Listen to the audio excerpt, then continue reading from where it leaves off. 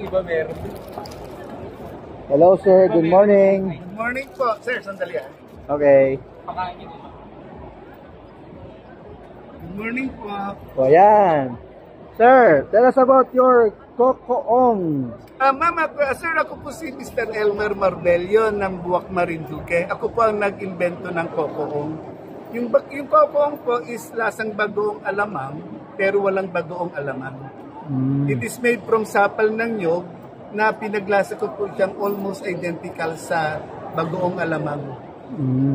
Marami po pwedeng paggamitan ng Cocoong. Pwede po natin itong gamitin pang-ulam sa kanin, palaman sa tinapay, sausawan sa kare-kare, sa manggang hilaw, mga gulay na prito at mga nilagang gulay katulad ng talong, okra.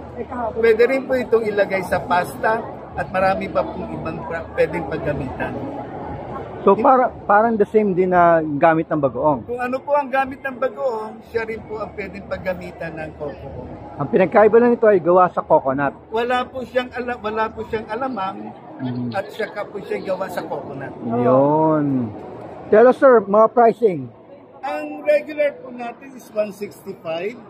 Ang spicy po natin ay 175 at yung ating pong vegan ay 200 pesos. So, ito po yung special price lang po namin dahil libre po ito yung booth namin dito sa exhibit na ito. So kapag hindi na wala na kayo dito, magkano ito ang price nito? Nagre-range po ang presyo nito ng 200 to 250. So bakit po mas mahal yung vegan?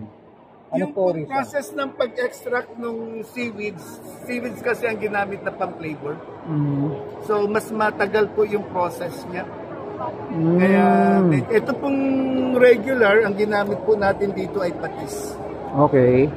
So patis, ito seaweed. Seaweeds. Ito rin po patis din. Patis din. Okay. So kasi yung patis is hindi siya vegan di ba? Hindi po siya vegan. Vegetarian lang po yung product. Yan, okay. Doon tayo nagkakalo. Kaya siya mas mahal na konti. Thank you. Thank you. Sir, pwedeng shout out? Sige po. Siguro po kayo ng What's Up Pilipinas. And then welcome to Marbello's Processed Foods Manufacturing. What's up Pilipinas? Welcome to Marbello Processed Foods Manufacturing. Kami po ay tinutulungan ng DTI dito at pumunta po kayo dito sa Obram ni Maropa 2025 sa Glorieta. Maraming salamat po. Until October 5. From October 2 to October 5. Yun. Thank you.